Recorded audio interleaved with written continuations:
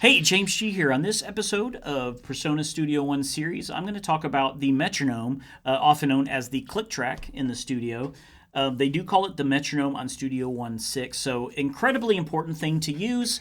If you're not familiar with the click track, it literally keeps the beat for you in the format so you can keep everything nice and aligned, especially as you got other instruments and other people coming in if they're not all playing at the same time, blah, blah, blah, blah. So extremely important to use the click track, and Studio One 6 makes it really easy, actually. I really like the options that they have. So if you look down here, this is your metronome section, just this little bit right here. The first one is if you want to have a pre-count, we'll talk about in a second, and then here is your metronome setup, which we'll go to, and then this is just to turn on the metronome itself. So you're going to turn it on here. I'm going to turn it on here on the mains.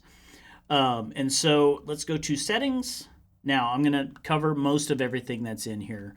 And so you've got a your accent and your beat, and then there's an offbeat. If you're going to do something really wacky, you can, but these are the volumes for that.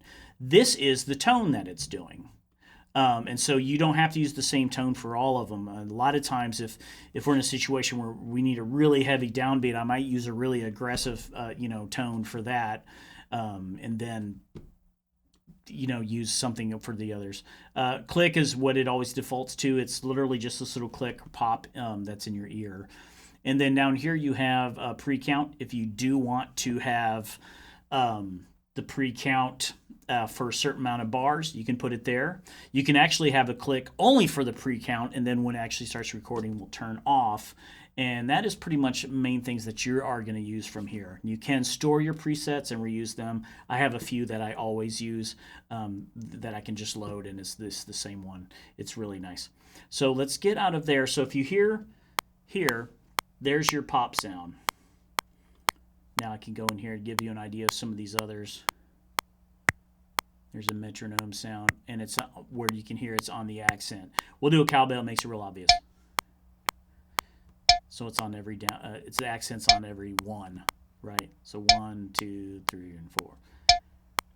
So incredibly easy to use. The one thing that you want to make sure is if you are doing a headphone mix or anything like that, if you have whatever outputs you have, you want to make sure that you take that metronome and that you click on and make sure that way it's being sent everywhere. So if you just turn this one on, it will not turn on everything. And then the last thing you want to kind of look at, we'll just take a real simple at the tempo and the timing. So if you double click on tempo, you can put whatever you want the tempo to be there. So 132, and then it's going to switch it to that. We're going to turn a click on for you. Okay, and then the timing, this is the actual time signature itself.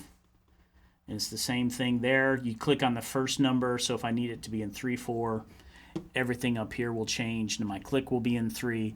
So it's all in this one little section here. You can change your tempo, what time signature you are in, and how the metronome and the click track work.